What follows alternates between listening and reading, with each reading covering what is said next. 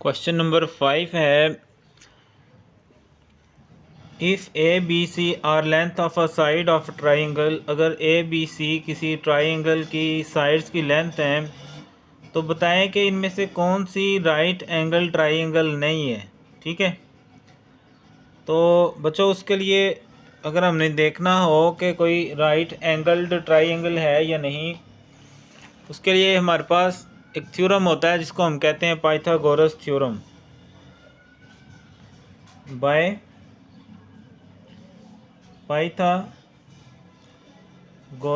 Theorem. Pythagoras theorem हमें ये कहता है कि अगर जो है सी स्केयर बराबर आ जाए ए स्केयर जमा बी स्केयर के, तो ये एक होती है राइट एंगल ट्राइंगल। ठीक है, तो ये क्या होती है, एक राइट एंगल ट्राइंगल, यानी ये इसकी कंडीशन है। तो सी की वैल्यू है 7, ए की वैल्यू है 6 और बी की वैल्यू है 5। ये वैल्यूज़ इस इक्वेशन में हम क्या करेंगे, दर्ज कर देंगे। 7 का स्क्वायर होता है 49, 6 का स्क्वायर 6 तक पढ़ें तो 6 का 6 तक पढ़ें तो क्या होता है 36। 5 का टेबल 5 की 2 का मतलब होता है 5 का टेबल 5 तक पढ़ना है, तो वो होता है 25। तो ये आ गया 49। इन दोनों को ऐड कर लें यानी जमा कर लें तो ये 61 है। तो ये चूंकि दोनों बराबर नहीं हैं तो आप क्या कहेंगे, नॉट राइट एंगल्ड ट्राइंगल। अगर बराबर आ जाते तो हमने क्या कहना था कि ये एक राइट एंगल्ड ट्राइंगल है। सवाल में हमें कहा गया है कि ये बताएं कि ये एक राइट एंगल्ड ट्राइंगल है या नहीं। उसके लिए कंडीशन क्या होती है, सी स्क्वायर बराबर होना चाहिए ए स्क्वायर जमा बी स्क्वायर के। तो अगर तो ये कंडीशन सेटिस्फाई हो जाए तो वो एक राइट एंगल्ड ट्राइंगल होती है, और अगर ना हो तो नहीं होती। ठीक है, ऐसे ही सेकंड वाला पार्ट है, हम यही लिखेंगे by Pythagoras theorem, C square बराबर ए स्क्वायर जमा बी स्क्वायर। अब सी है 145 जजर उसका स्क्वायर, ए है 8 उसका स्क्वायर, बी 9 है उसका स्क्वायर। तो स्क्वायर और जजर आपस में कैंसिल हो जाएंगे तो ये आ गया 145। 8 का स्क्वायर होता है 64 और 9 का स्क्वायर होता है 81। तो इन दोनों को जमा कर लेंगे तो ये दोनों आ गए बराबर। अगर दोनों साइडें बराबर आ जाएं तो हम क्या कहेंगे, ये एक राइट एंगल ट्राइंगल है। ठीक है, इट इज़ राइट एंगल्ड, ये राइट एंगल्ड है। ठीक है, ऐसे ही तीसरा पार्ट है, सेम हम यही लिखेंगे पाइथागोरस थ्योरम और फिर सी स्क्वायर बराबर ए स्क्वायर जमा बी स्क्वायर। ठीक है, तो सी की वैल्यू है 13, ए की वैल्यू है 12 और बी की वैल्यू है 5। तो 13 को 13 के साथ आपने रफ के अंदर मल्टीप्लाई कर लेना ऐसे, तो ये आ जाएगा 169। इसी तरह 12 को 12 से मल्टीप्लाई करना है, वो 12 का स्क्वायर आ जाएगा, वो होता है 144। 5 को 5 से मल्टीप्लाई करें यानी 5 का टेबल 5 तक पढ़ें तो वो होता है 25। इन दोनों को ऐड कर लेंगे तो ये भी दोनों आ गई बराबर। तो आप कहोगे so it is right angled, it is right angled triangle. ठीक है, इसी तरह अच्छा इसके 3 ही पार्ट से। ठीक है, यो हमने तीनों कर लिए। इधर आ जाओ इस तरह। आगे क्वेश्चन नंबर 6 है, इधर आओ इस तरह।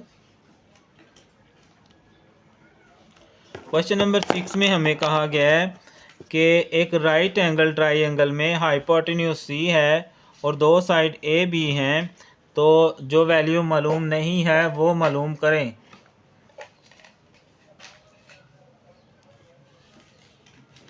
इधर आ जाओ इस तरफ, छोड़ो इधर आ जाओ। तो बिल्कुल वही हमने पाइथागोरस थ्योरम वाला फार्मूला लगाना है और अननोन वैल्यू जो है वो हमने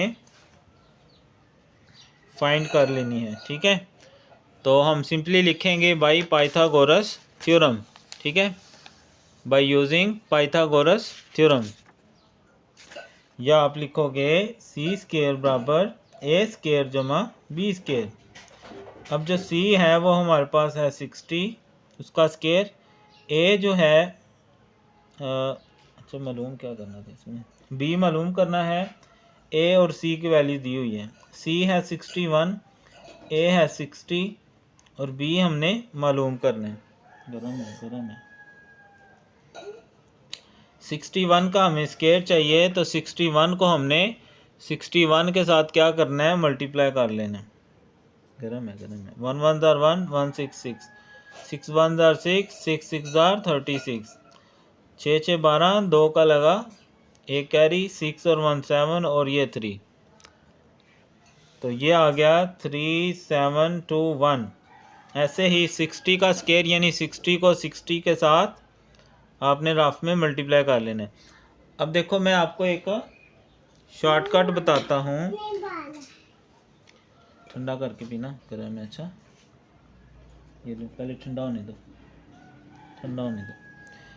तो बच्चों हम 2 0 पहले लिख लेंगे अगर साइड पे 0 हो, बाकी बचेगा 6 और 6, 6 6 जार 36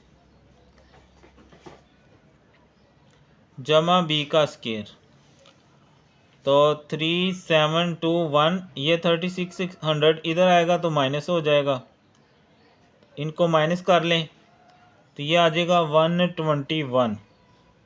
अब हमें तो बी चाहिए, ऊपर स्क्वायर नहीं चाहिए, उसके लिए हम दोनों तरफ क्या करेंगे, जज़र ले लेंगे, ठीक है।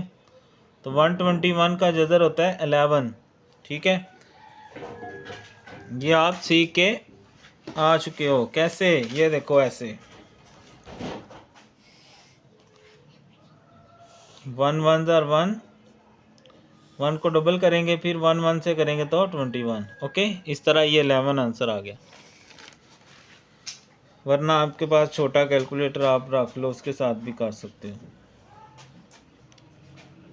सेकंड पार्ट भी बिल्कुल सेम है, हमें सी और ए दिया गया है, बी हमने फाइंड करना है। तो वही फार्मूला सी स्क्वायर बराबर ए स्क्वायर जमा बी स्क्वायर। अब सी है 13/12 और ए है 5/12, थोड़ा थोड़ा पीना गर्म है। और बी हमने मालूम करना है। 13 का स्क्वायर होता है 169, 12 का स्क्वायर होता है 144, 5 का स्क्वायर होता है 25 और 12 का स्क्वायर 124। या आप रफ में 12 को 12 के साथ मल्टीप्लाई करके देख सकते हैं। हमें बी चाहिए, ये रकम नहीं चाहिए, इसको हम इस तरफ शिफ्ट करेंगे, उस तरफ प्लस है, इधर आएगी तो माइनस हो जाएगी,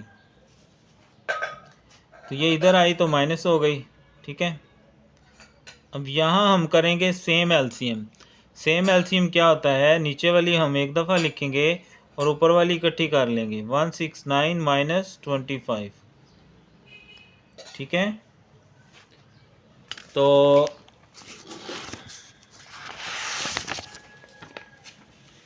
169 में से 25 निकालें तो ये बचेगा 144 ओवर 144 इक्वल टू बी का स्क्वायर। ये बिल्कुल सेम है, आपस में कैंसिल कर देंगे तो ये 1 आ जाएगा। अब हमें तो बी चाहिए ना, उसका स्क्वायर नहीं चाहिए, तो हम दोनों तरफ क्या करेंगे, जज़र ले लेंगे। 1 का जज़र 1 ही होता है और इसका स्क्वायर और जज़र कैंसिल करेंगे तो ये आ जाएगा बी हमारे पास, ठीक है। तो इस तरह ये दोनों पार्ट्स हमने हल कर लिए। अगर आप ऑनलाइन होते हैं तो कमेंट में ज़रूर बताया करें आपको समझ आ रही है कि नहीं आ रही। अगर आ रही है तो वीडियो को लाइक भी करें और कमेंट भी ज़रूर करें।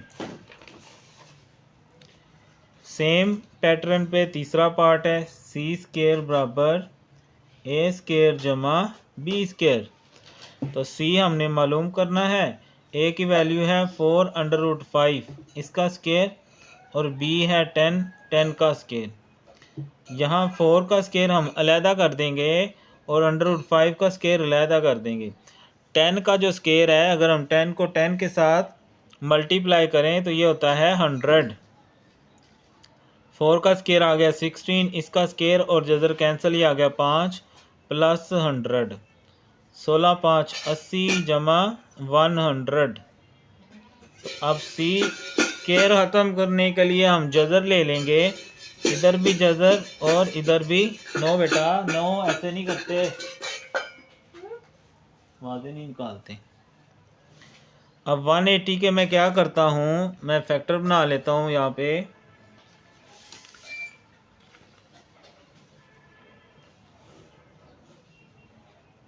टू 9 ज़ार 18, 0 का 0, 2 4 ज़ार 8, 2 5 ज़ार 10, 5 9 ज़ार 35, 3 3 ज़ार 9, 3 1 ज़ार 3। ये तो सी आ जाएगा, और इसकी जगह मैंने रख दिया 2 मल्टीप्लाई 2 मल्टीप्लाई 5 मल्टीप्लाई 3 मल्टीप्लाई 3। ये तो सी आ जाएगा। अब बच्चों जज़र में कोई रकम 2 दफ़ा हो तो वो एक दफ़ा बाहर आ जाती है, यानी ये 2 भी बाहर आ जाएगा और ये 3 भी 2 टाइम्स है, ये भी बाहर आ जाएगा। अंदर क्या रह जाएगा 5, 3 2 ज़ार 6 अंडर रूट 5। ये हमारा आंसर आ गया। ठीक है, अब जो यूनिट सवाल में दिया हो वही आपने इनके साथ लगा देना होता है। तो मीटर दिया गया तो मीटर लगा दें, ऐसे पिछलों में भी आपने देख लेना क्या यूनिट लगाया हुआ। इसी तरह चौथा पार्ट है, वही फार्मूला सी स्क्वायर बराबर ए स्क्वायर जमा बी स्क्वायर। सी हमने फाइंड करना है, ए की वैल्यू है 5 अंडर रूट 7 इसका स्क्वायर, जमा बी है 5 उसका स्क्वायर। यहाँ 5 का स्क्वायर अलहदा कर देंगे और 7 का अलहदा कर देंगे। 5 का स्क्वायर क्या होता है 25। इसी तरह यहाँ 5 का स्क्वायर 25, जज़र और स्क्वायर कैंसिल, ये 7 आ गया प्लस 25। इनको आपस में मल्टीप्लाई कर दें, 175 प्लस 25, तो ये आ जाएगा 200। ठीक है,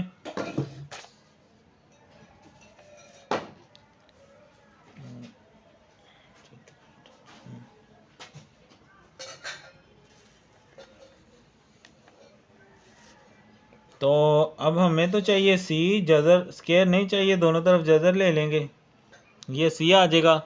200 के फैक्टर बना लें यहाँ पर,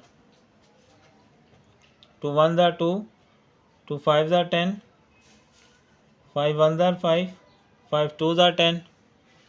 तो ये जज़र में आ जाएगा 2 मल्टीप्लाई 2 मल्टीप्लाई 5 मल्टीप्लाई 5 मल्टीप्लाई 2। जज़र में जो रकम 2 दफ़ा हो वो हमने एक दफ़ा बाहर निकाल लेनी होती है। तो ये 2 भी बाहर आ जाएगा और ये 5 भी बाहर आ जाएगा, ये 2 अंदर रह जाएगा, तो ये आ जाएगा 10 अंडर रूट 2। ठीक है बच्चों, सेम फार्मूला हमने अप्लाई किया, ए की जगह ये वैल्यू आ गई, बी की जगह ये आ गई। 2 रकमें हैं, दोनों का जज़र अलहदा अलहदा रख देंगे, इसका स्क्वायर अलहदा और इसका जज़र काट जाएगा, बाकी मल्टीप्लाई करके जमा करेंगे, दोनों तरफ जज़र ले लेंगे। ऐसे फिफ्थ वाला पार्ट है, वही फार्मूला सी स्क्वायर बराबर ए स्क्वायर जमा बी स्क्वायर। सी की वैल्यू है 10 अंडर रूट 5 उसका स्क्वायर, ए हमने मालूम करना है और बी है 5 अंडर रूट 3। 10 का स्क्वायर अलहदा, अंडर रूट 5 का स्क्वायर अलहदा, 5 का अलहदा, अंडर रूट 3 का अलहदा। ठीक है, तो 10 का जो स्क्वायर है वो होता है 100, इसका स्क्वायर और जज़र कैंसिल, 5 आ जाएगा इक्वल टू ए स्क्वायर। 5 का स्क्वायर होता है 25, इसका स्क्वायर और जज़र कैंसिल, ये आ जाएगा 3।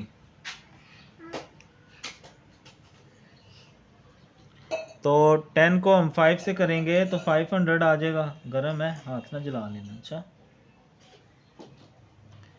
10 5 आर 500, 25 को 3 से मल्टीप्लाई करें ना तो 75 होता है। इसको हम इस तरफ लाएंगे तो माइनस हो जाएगा, नीचे रख लो, नीचे रख लो।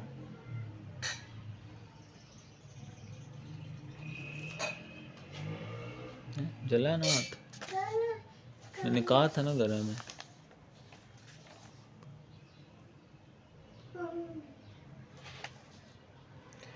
अच्छा, यहाँ पर ये 2 है,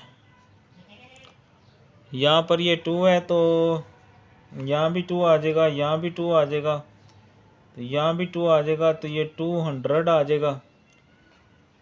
ठीक है, तो 200 माइनस 75 करेंगे तो 125 आ जाएगा। उसके बाद हमें तो ए चाहिए ना, ए का स्केयर नहीं चाहिए, तो दोनों तरफ जज़र ले लेंगे। 125 के फैक्टर बना लें।